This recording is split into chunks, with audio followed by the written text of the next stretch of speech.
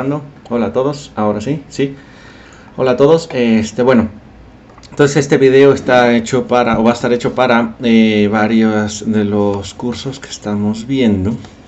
Si no es que técnicamente para todos. Es acerca de la complejidad computacional. Es uno de los temas, ahora sí, tal cual, como dice aquí, que es de los más complejos. O muchas veces no lo llegan a explicar tal cual. O solamente lo toman para los de sistemas computacionales, o la gente acá que ya se dedica a este tipo de análisis matemáticos sobre los programas, que ya se sienten acá los dioses de la computación. Pero bueno, no es tan complejo. Bueno, en cierta manera sí es un poco complejo, pero no a la vez. Vamos a ver entonces sobre este video y después voy a ir subiéndoles algunos ejemplos en el GitHub de cómo se trabaja esto de la complejidad computacional. Es bastante importante tomar en cuenta esto de la complejidad computacional porque tiene mucho que ver con cómo se manejan los programas. Bueno, no en sí cómo se manejan, sino cómo se van a generar los programas. ¿Por qué razón? Bueno, en primer lugar, esto de la complejidad computacional tiene mucho que ver entonces con el tiempo con el que se va a medir. Bueno, sí tiene que ver algo con el tiempo con el que se va a medir cuánto va a tardar un programa en ejecutarse, o más bien un algoritmo. ¿Qué es esto de los algoritmos? Bueno, si recuerdan entonces, los algoritmos no van a ser otra cosa más que pasos a seguir. Es, por ejemplo, acostarse en el suelo. A ver, no sería: si están cayendo pequeñas bombas nucleares como granizo, entonces, segundo paso sería: entonces me tiraré al suelo y lo disfrutaré, ¿no? Aquí le cambiamos entonces el entonces, y después en caso contrario, que sería un else, ¿no? Para la mayoría de los lenguajes de programación, en caso contrario, seguiré la cuarentena como siempre. Vale, entonces ese más o menos va a ser una especie así como de algoritmo, porque está controlando todo lo que va a pasar. Si están cayendo entonces pequeñas bombas nucleares como granizo, entonces me tiraré en el suelo y lo disfrutaré. En caso de que no estuviera este pedazo, a lo mejor diríamos que no es en sí un algoritmo, porque no existe entonces, o no me da la instrucción de qué es lo que debo de hacer si no está sucediendo entonces este proceso, ¿no? Muchas veces, por ejemplo, nosotros cuando estamos haciendo la programación, y duro y dale con utilizar este tipo de lenguaje, vamos a ver, que nosotros ponemos, vamos a poner el lenguaje más básico, que nosotros ponemos entonces if granizo es mayor, o sea, si las bombas que están cayendo son mayores a 10, entonces voy a poner aquí un printf, disfrútelo. Y muchas veces así lo dejamos, ¿no? No es necesario que tengamos que poner, ay demonios, ¿qué fue eso? Que tengamos que poner el else de qué es lo que vamos a hacer si no está sucediendo este evento, ¿no? Pero es muy probable entonces que aquí debajo nosotros tengamos otro tipo de instrucciones, ¿no?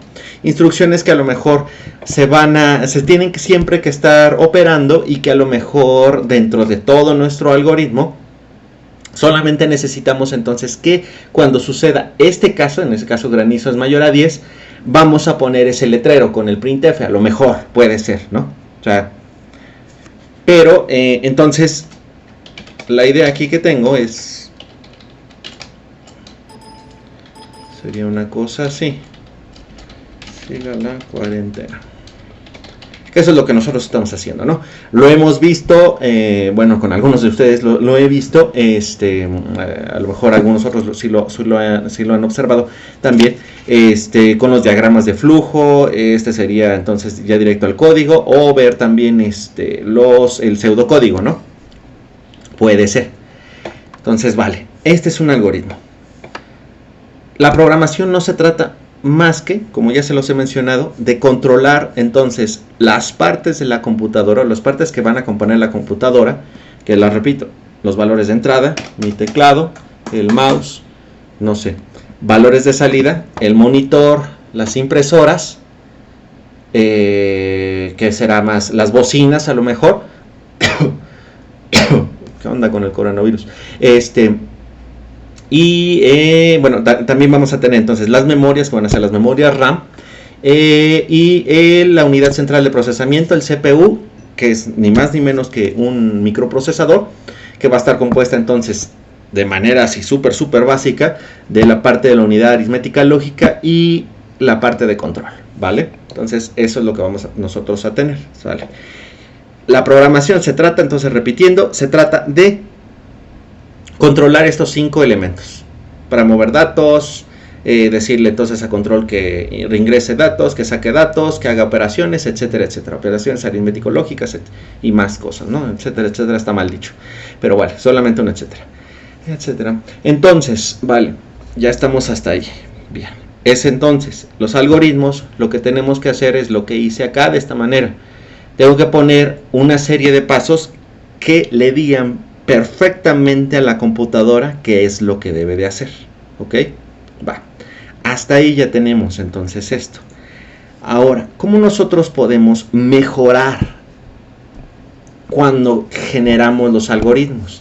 Porque es posible entonces que nosotros tenemos ya generado bien nuestro algoritmo acá, lo pasamos a pseudocódigo, lo pasamos a diagrama de flujo, y en el momento en que nosotros lo pasamos a código, nos empiezan a salir unas cosas que a lo mejor no tiene mucho sentido, y de repente aquí digo, bueno, ay Dios, ¿qué voy a hacer?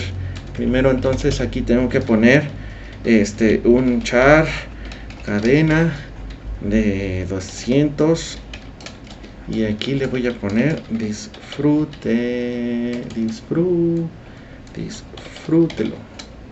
¿vale? Y aquí entonces yo mando a llamar con %s la cadena, y ya le pongo entonces aquí como cadena, y acá tengo que generar otra. Y entonces empezamos a generar mucho código basura en ocasiones, o operaciones que se empiezan a repetir muchas veces, o a lo mejor empezamos a decir, bueno, aquí pongo for un i es igual a 0 y debe de ser menor a 50.000 o 5.000. Debo de ir sumando, y aquí entonces tengo que controlar un j que va a ir desde 0, j debe de ser ahora menor a ese número, y j más, y a lo mejor ahora tengo que poner un j y así sucesivamente empezamos a generar muchos for. Y a lo mejor no está bien, a lo mejor este programa se va a empezar, el tiempo de ejecución que va a tomar y además la cantidad de datos que tiene que mover dentro de la memoria va a ser muy grande. Entonces tenemos que mejorar este tipo de programas, y para eso generaron lo que es la complejidad computacional, que tiene entonces, les digo, que ver mucho, una parte con el tiempo que se va a tardar entonces este programa en trabajar, pero también con la cantidad de datos que nosotros vamos a estar manejando, ¿ok? ¿Sí se entiende? No, entonces, vale. En esto, el tiempo de ejecución lo vamos a ver entonces como el tiempo estimado que toma un algoritmo para ejecutarse, les repito. Pero lo interesante aquí es de que nosotros no lo vamos a medir en milisegundos, en nanosegundos, microsegundos, etcétera, etcétera. ¿Por qué razón? Porque a lo mejor este algoritmo yo lo puedo ejecutar en un Pentium 3, en un 486, o a lo mejor en un Pentium 9 de 10ª generación, que saca ya lo chipocludo de lo chipocludo, o en en una computadora cuántica, o a lo mejor en un celular, en una tablet, en infinidad ahora de elementos que tenemos, en un microprocesador, en un Arduino, en un Raspberry, no lo sé, muchísimos ya microcontroladores o microcomputadoras que ya tenemos disponibles en la actualidad. Entonces, como cada una va a poder realizar una cierta cantidad de operaciones por cierto tiempo, entonces este tiempo de ejecución no se va a medir, les digo, en segundos, sino que el tiempo de ejecución va a ser en función de la entrada. cuál va a ser mi entrada acá, a lo mejor yo generé decisión int granizo. Ese va a ser mi entrada, a lo mejor, para este algoritmo. ¿Y de qué se tratan las funciones? Las funciones son simple y sencillamente pedazos, bueno, no pedazos, sino van a ser algoritmos, pequeños algoritmos que a lo mejor en conjunto generan un algoritmo más grande, y a esto nosotros lo llamamos programa, ¿no? Entonces, el tiempo o la complejidad computacional, la complejidad en tiempo, va a estar dada por esta entrada, ¿vale? Muchas veces entonces para esto de la complejidad computacional se pueden seguir algunos tiempos de ejecución, algunas reglas. En algunos casos es el mejor de la complejidad en el tiempo, o en complejidad en el tiempo para el mejor de los casos, para el promedio de los casos, pero aquí somos horriblemente pesimistas en esto de computación y generalmente se trabaja la complejidad computacional en el peor de los casos, cuando a lo mejor sí ingresa todo esto y también considerando que logré ingresar a esto. No en el sentido de que en la misma ejecución, sino que voy a considerar estas más estas instrucciones porque estoy considerando entonces el peor de los casos, que el peor de los casos es de que en una entrada granizo siempre va a ser mayor a 10. Pero también granizo va a ser menor a 10, ¿va? Ahorita con un ejemplo entonces va a quedar un poco más claro. Vamos a ver, vamos a borrar esto. Es un ejemplo acá muy loco. Voy a trabajar aquí en lenguaje C porque, bueno, espero que la mayoría tenga idea, pero para cada uno de los programas que hemos estado viendo, llámense el do sostenido o C#, ese gatito para pronto, ese hashtag, o el Python, el bellísimo Python, que acabo de decir, no lo sé, pero bueno, es lo que, bueno, voy a intentar ir subiendo algunos ejemplos, ¿no? Para esto. Bueno, supongamos entonces que queremos obtener el menor número de un arreglo, una función que me va a obtener el menor número, que voy a poner un arreglo aquí, o hasta en MATLAB lo podrían observar, ahorita que estoy generando una cosa así tipo MATLAB, que no es necesario poner comas, pero bueno, en Python ya hemos visto entonces que esto puede ser un arreglo tipo NumPy, o también una lista para pronto, y para todos los que manejan C, bueno, va a ser un arreglo como siempre, ¿no? Se ha estado manejando. Entonces vamos a generar a lo mejor un arreglo, y aquí vamos a poner el get mínimo para que los de C sostenido no se sientan mal. Voy a obtener aquí mi arreglo, a lo mejor voy a hacerlo así medio estilo pseudocódigo, entonces para que no casarnos tanto con un solo lenguaje. Va a ser muy similar al C, pero bueno, no voy a ir mezclando ahí algunos elementos. Por favor, no hagan tanto caso en el código. Les digo que les voy a mandar ya el código correcto para cada lenguaje, sino más bien entonces en lo que va a ser el fondo de todo esto. O sea, digamos que va a ser una especie entonces como de pseudocódigo, no pseudoalgoritmo, pseudocódigo, ¿va? Entonces, voy a obtener un número, un arreglo, a lo mejor va a ser mi arreglo, tipo así Python, pues les digo, voy a hacer una mezcolanza horrible, ¿no? Entonces, aquí le voy a poner a lo mejor que sea int mínimo, ¿no? Un mínimo para esto. Entonces, para cada uno, for each, les digo que voy a hacer una mezcolanza aquí de cosas. O sea, para cada número i que se encuentra en n, voy a hacer lo siguiente. Ponemos esta cosa aquí. Voy a decir entonces que si el mínimo sería aquí, entonces para cada elemento, rayos, estoy viendo aquí una cosa, tengo aquí ¿cómo se llama? Mi bonito, ¿cómo se dice esto? Mi bonito acordeón al lado, pero Ya me está dando una cosa aquí medio extraña. Pero bueno, entonces, para cada uno de estos elementos voy a ir revisando el arreglo. Y entonces, para detectar cuál sería el mínimo, voy a ir recorriendo todo mi arreglo y decirle entonces, va, si y que es menor, vamos a ponerle que el primero siempre para cada uno de esos, entonces el primero va a ser toda esta mezcolanza, creo que no es buena idea. Vale, entonces a ver si está correcto, sí. Vamos a poner aquí mínimo int sí, mejor para irlo haciendo así. O sea, i va a ser 0. Aquí sí voy a hacer una especie así como de mezcolanza. Y n debe ser punto length. Voy a obtener a lo mejor la longitud total, ¿no? del este. Y le voy a poner entonces que i más más. Dentro de todo esto, vamos a hacer esto. Y mínimo va a ser igual a n en 0. ¿no? Voy a considerar entonces que el primer elemento va a ser el mínimo. ¿Va? Y voy a empezar a recorrer a partir del 4. ¿no? Este valor. Entonces le voy a decir que si va a pasar esto, entonces lo que yo voy a hacer es probar que si en este caso n en i es menor que mínimo, entonces el mínimo va a ser igual a n en i, ¿va?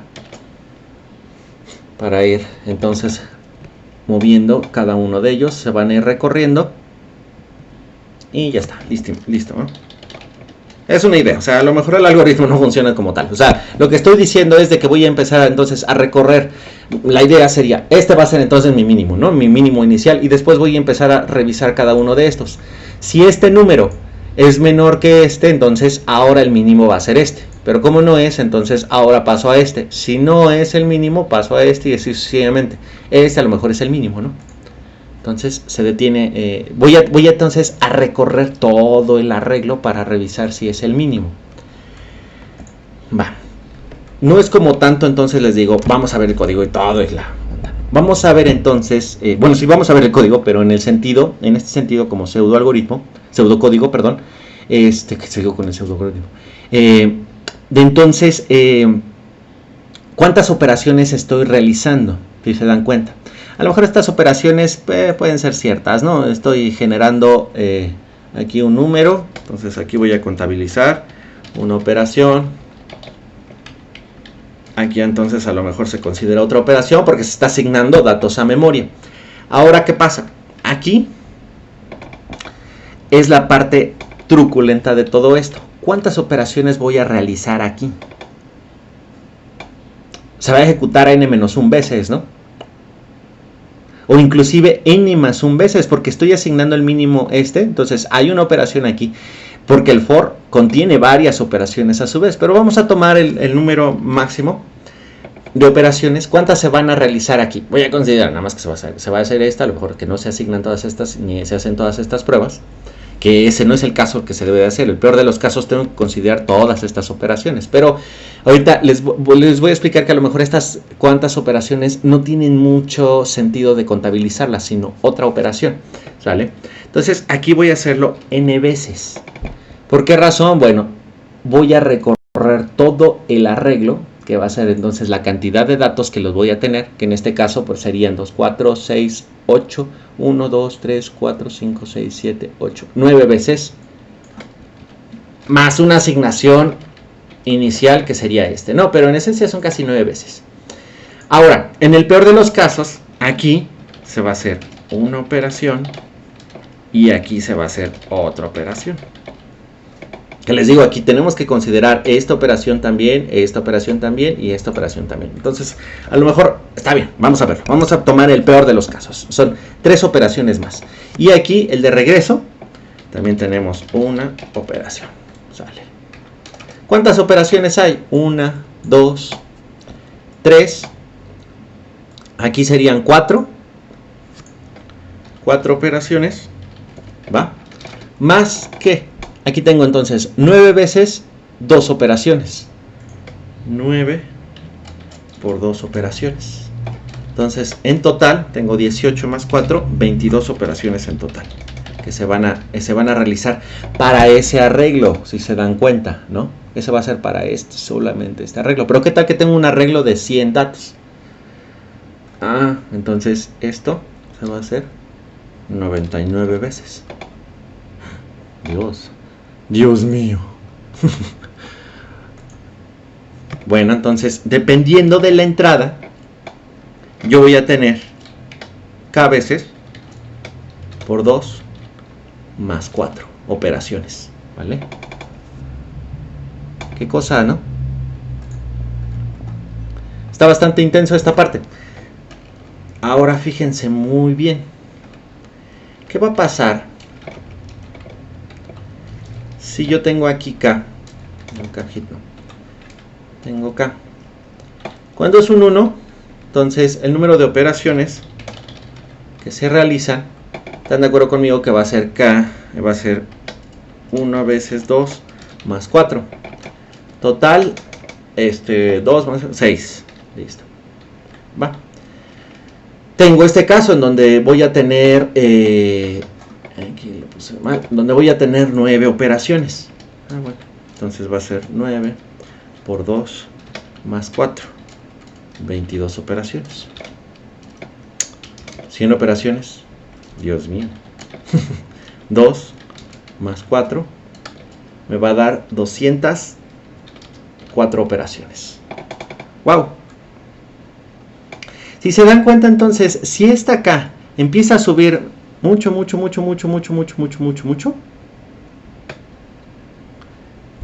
entonces, pues este número ya no tiene mucho sentido, ¿no? El crecimiento que me va a dar, esto me va a dar 200. Ya no me va a poner 4. Si esto es 1 millón, me va a dar 2 millones, 4. Entonces, esto desaparece técnicamente. Adiós.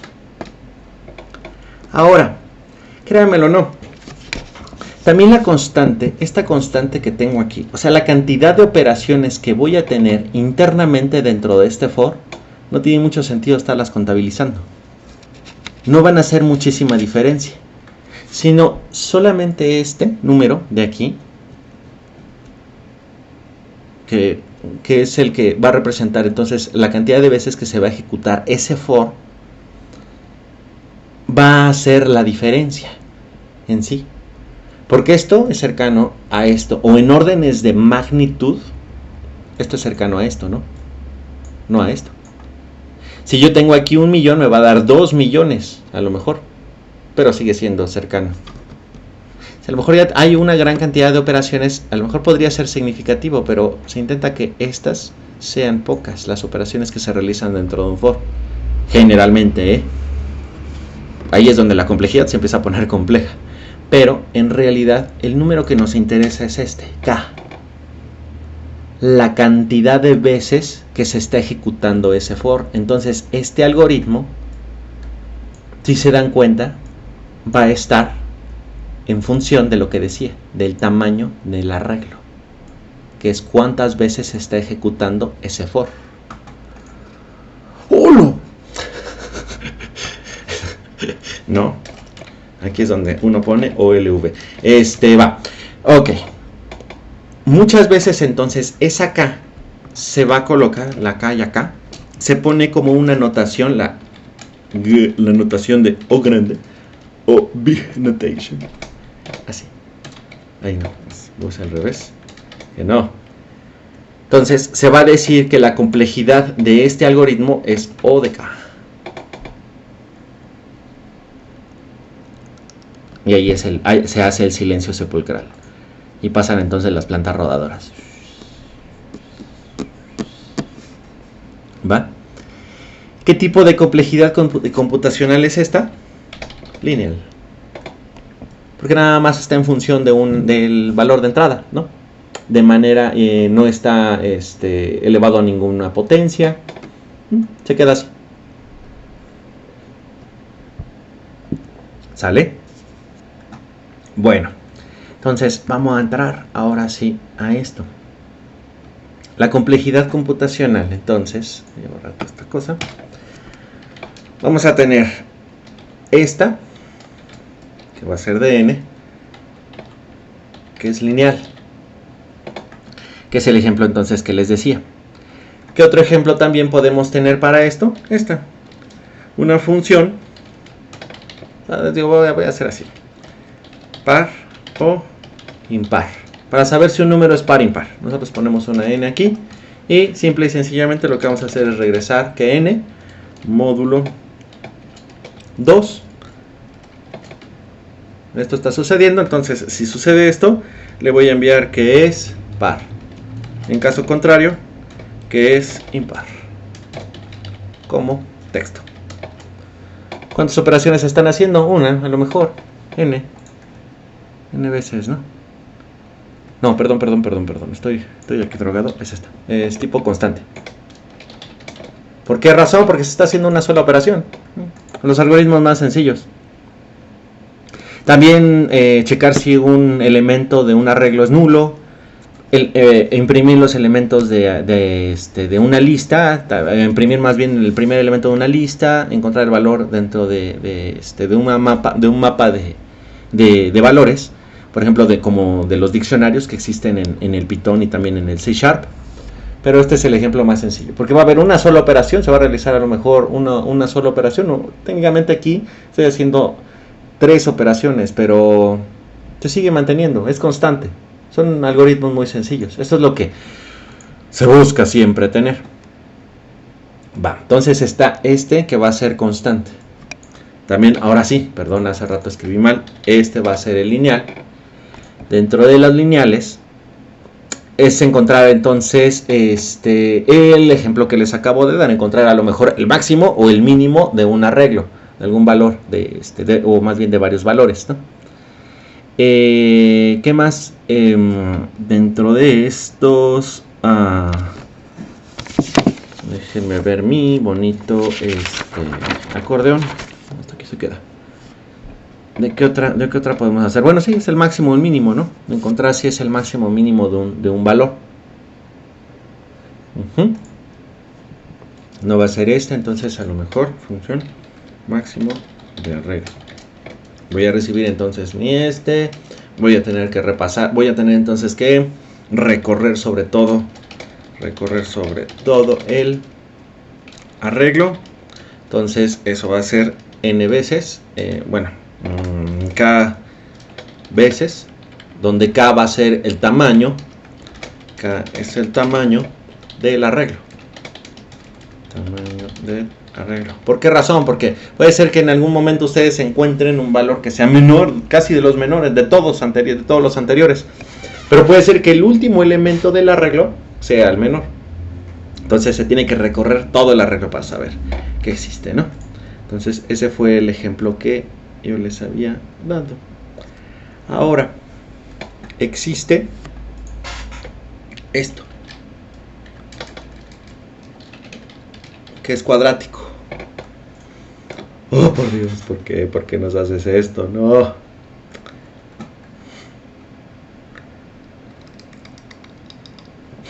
Les digo que hago así el silencio sepulcral para dejar un momento de miedo y total. Dentro de los cuadráticos, a lo mejor algunos se acordarán de esto. Arreglo, burbuja. El método de la burbuja para organizar datos es uno de los métodos, digamos, más sencillos de implementar, pero también consumen bastante tiempo, mientras n, que va a ser entonces su arreglo, va incrementándose. ¿Por qué razón? Bueno, si recuerdan entonces el método de la burbuja lo que hace es colocar un for para ir recorriendo los números del arreglo de 1 a k-1, donde k, entonces les repito, k va a ser k es el tamaño del arreglo, ¿va? Tengo que ir pasando entonces uno por uno. Y después internamente hay otro for que recorre de, pongámosle 2. Bueno, trabajemos con los arreglos y listas como los conocemos. Entonces el arreglo del elemento 0 al k-1, ¿no? En este caso para no hacernos tantas bolas, sino estar manejando casi como el MATLAB. Entonces recorrer de 1 a k. ¿Va? ¿Por qué razón? El método de la burbuja, si recuerdan, entonces si yo tengo aquí unos elementos, 2, 8, 9, 4, ahí está, ¿no? Entonces, primer elemento, lo que hago es comparo 2 es menor que 6 si el arreglo es ¿cómo se llama? Si quiero ordenar de menor a mayor. 2 es menor que 6, sí. Entonces mantén el 2 en su posición. 8, 9 y 4 no se han movido. Siguiente, 2, eso no tiene nada que ver, es menor que 8, sí. Entonces mantén la posición. 2 es menor que 9, sí, entonces mantén la posición del 2 ahí. 2 es menor que 4, sí. Entonces ahí quédate. Ese sería pasar el primer for. Siguiente, 2, entonces ya que de ahí, 6. 6 es menor que 8, sí. Entonces quédate hasta ahí. Quédate en casa. Y pasa lo mismo, entonces 6 es menor que 9, sí, entonces quédate ahí. 6 es menor que 4, no. Entonces mueve el 4 para acá. Después entonces voy a recorrer, ya técnicamente está casi arreglado, ¿no? Voy a recorrer ahora, 8 es menor que 9, sí, va. 8 es menor que 6, no. Entonces mueve el 6 para acá y el 8 para acá. Y finalmente, 9 es menor que 8, que yo voy aquí. 9 es menor que 8, no. Entonces mueve el 8 para acá y queda ya solucionado. Entonces primero tengo que ir recorriendo una parte del arreglo, después otra y luego ya finalmente otra. Entonces voy a tener un for dentro de otro for. Cuando ustedes empiezan a colocar fors, como hace rato en un inicio puse, de que se empiezan a ir anidando los fors unos dentro de otro, entonces lo van a ir recorriendo de manera cuadrática cuando tengan dos for, ¿sale? El método de la burbuja entonces es esta parte. Empiezo a incrementar la cantidad de fors que tengo anidados, o también tengo whiles anidados, do whiles anidados, uno dentro de otro, tipo, les digo, siempre aparecen aquí las matroshkas, ¿no? Entonces esto se transforma en esto, y esto es polinomial, donde si lo podemos ver así, entonces es n es las veces que se ejecuta el for, ¿sale? Y k es la cantidad de ciclos anidados. Pues hay que tener mucho cuidado cuando empezamos a anidar muchos ciclos, ¿vale? Entonces este es el tiempo o la complejidad computacional polinomial. Bueno, también muchas veces la pueden encontrar así, ¿no? Como n elevado a la c. ¿Va? Ahora, bueno, ya tenemos entonces esto aquí. El método de la burbuja puede pasar así, o ustedes van a recorrer un arreglo tridimensional. Este sería n al cubo, ¿no? Uno al cubo. Ahora borramos esto de aquí y vamos a ver algo así. Esto es logarítmico.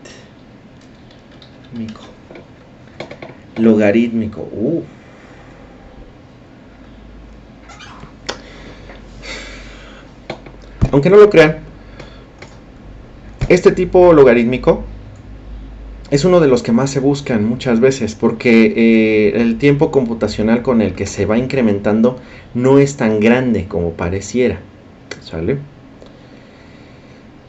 Uno de ellos, una de las formas para hacer esto, o para más bien uno de los algoritmos que son de los más eficientes, entonces, para hacer búsqueda, es el algoritmo de la búsqueda binaria, ¿va? Donde ustedes van a ingresar un arreglo y su elemento de búsqueda.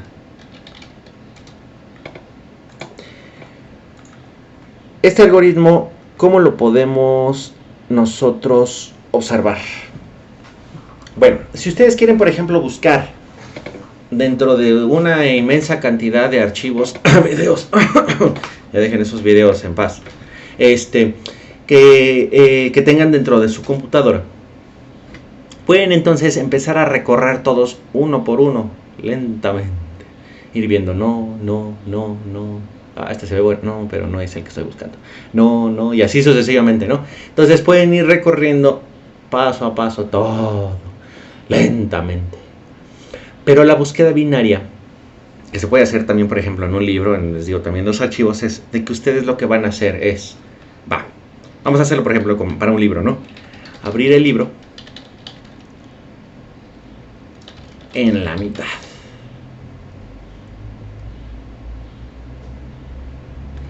Y solo buscar ahí.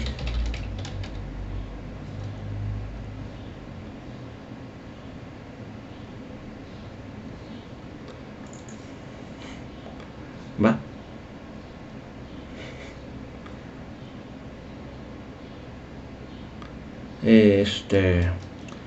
Y a lo mejor, bueno, entonces estamos, o les digo, también tienen sus, no sería tal cual en un libro, sino a lo mejor en algún diccionario, ¿no? Que quiero buscar, también aquí va que la búsqueda ya debe estar organizada, o el arreglo, lo que estemos buscando, ya debe estar organizada, que eso es de preferencia. Entonces les digo, a lo mejor los videos los tienen organizados por fecha, los tienen organizados por, de manera alfabética, ahorita que estoy viendo lo del diccionario.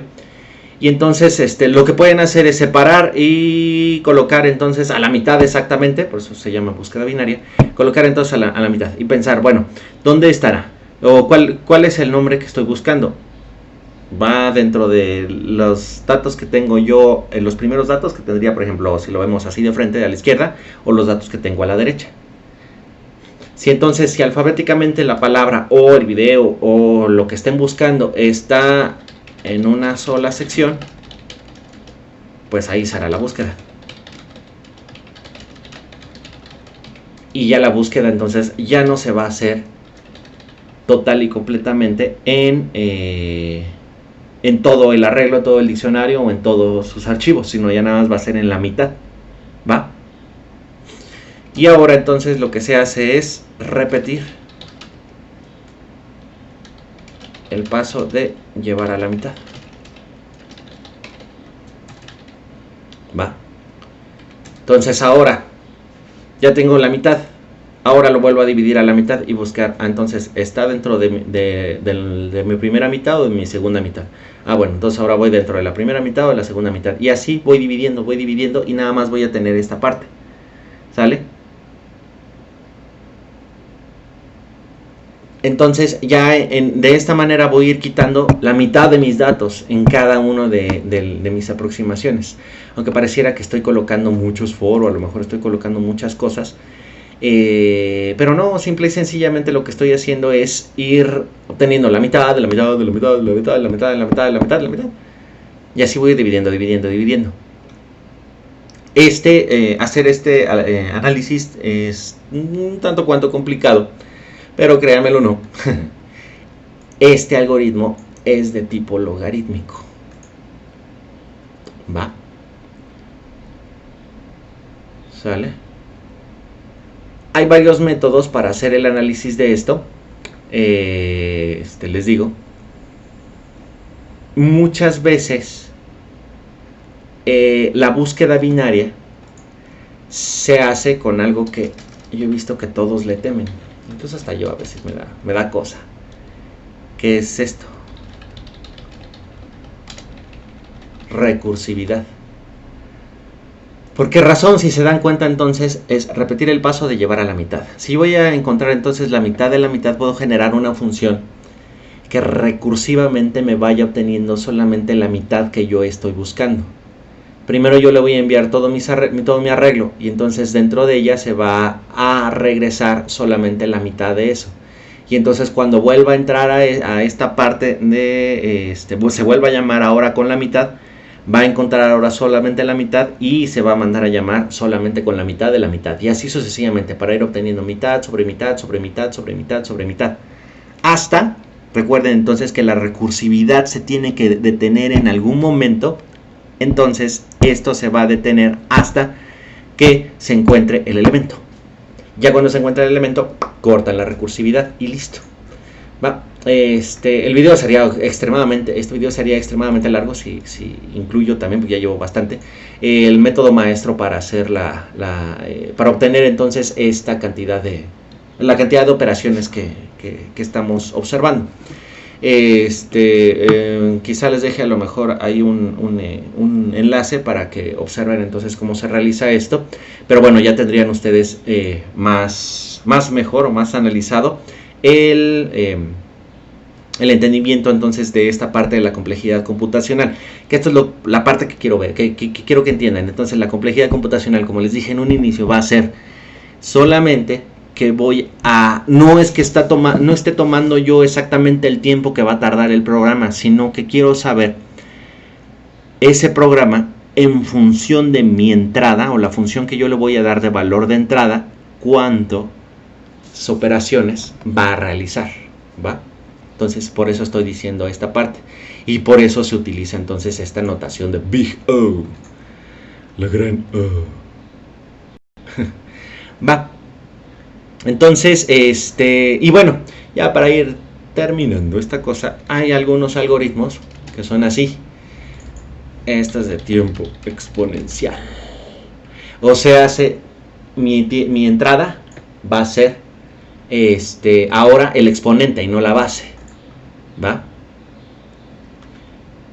¿Cuál sería? Por ejemplo, y ustedes ya lo han realizado, como ejemplo, como lo que sea.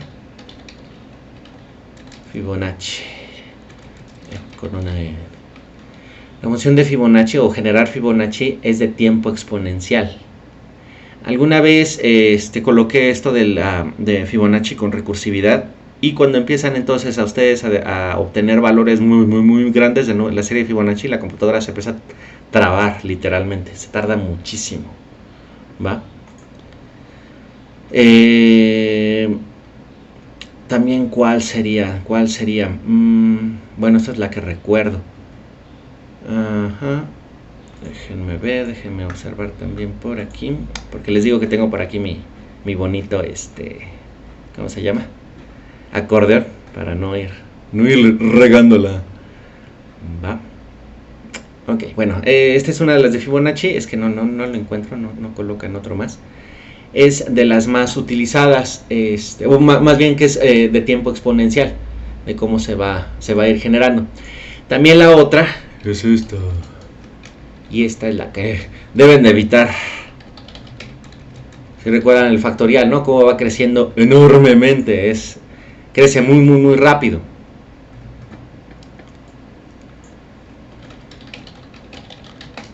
Encontrar las permutaciones es un algoritmo de tipo factorial.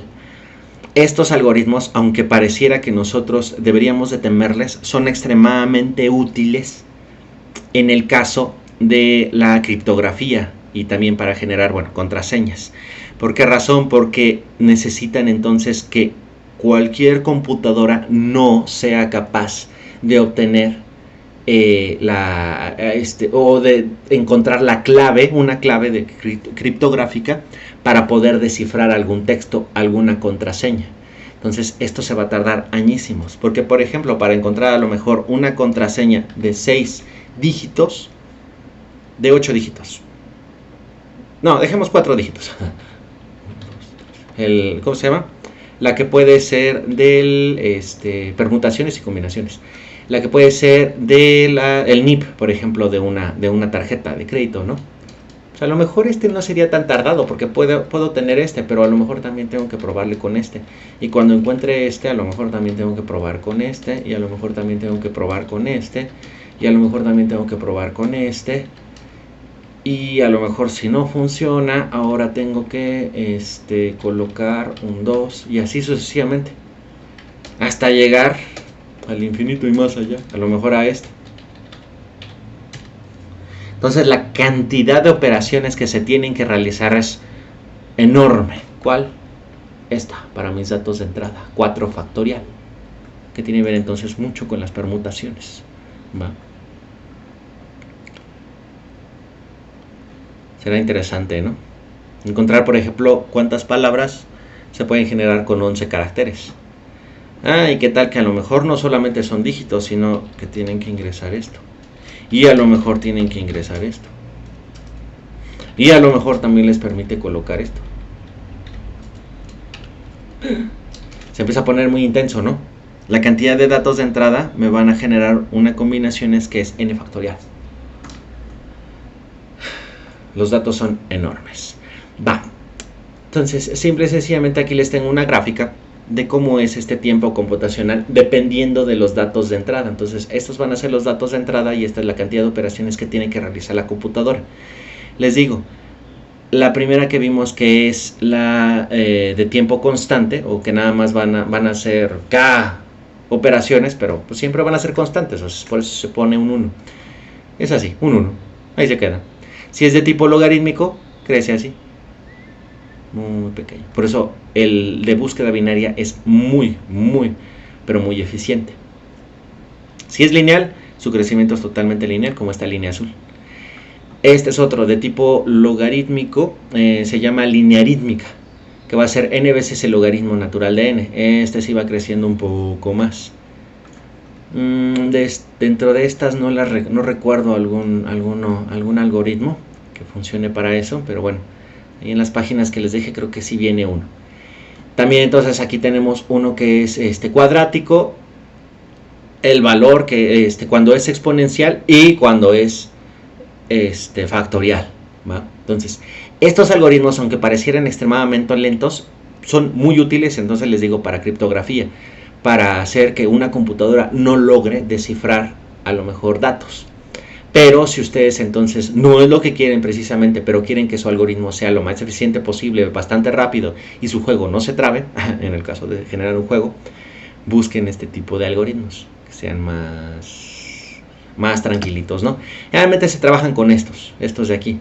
Estos son para algoritmos que sean muy sencillos o pedacitos de algoritmos que nada más van a tardar muy poquito, bueno, no tardar, sino van a realizar muy pocas operaciones, y entonces un programa también lo pueden separar en algoritmos que sean de este tipo.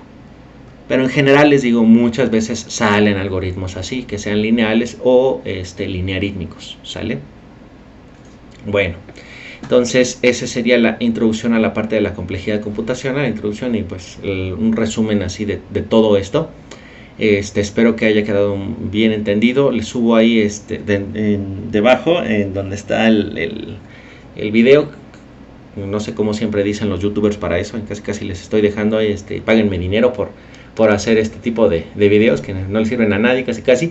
No es cierto. Les dejo ahí en los que creo que son los comentarios, o no sé, una parte de ahí arriba donde estos las enlaces para esta parte de complejidad computacional, para que le den ahí una leída. Y les digo, esto es muy interesante de conocerlo, entonces para cuando vayan ustedes desarrollando algoritmos y que sus algoritmos sean así los más mejores, ahora sí lo voy a decir así, y sus programas no tarden tanto tiempo en ejecutarse, por lo que los usuarios se enojarían horriblemente. O en el caso de que ya se dediquen a cosas de criptografía, busquen este tipo de algoritmos que sean muy complicados y que tarden muchísimo, ¿vale?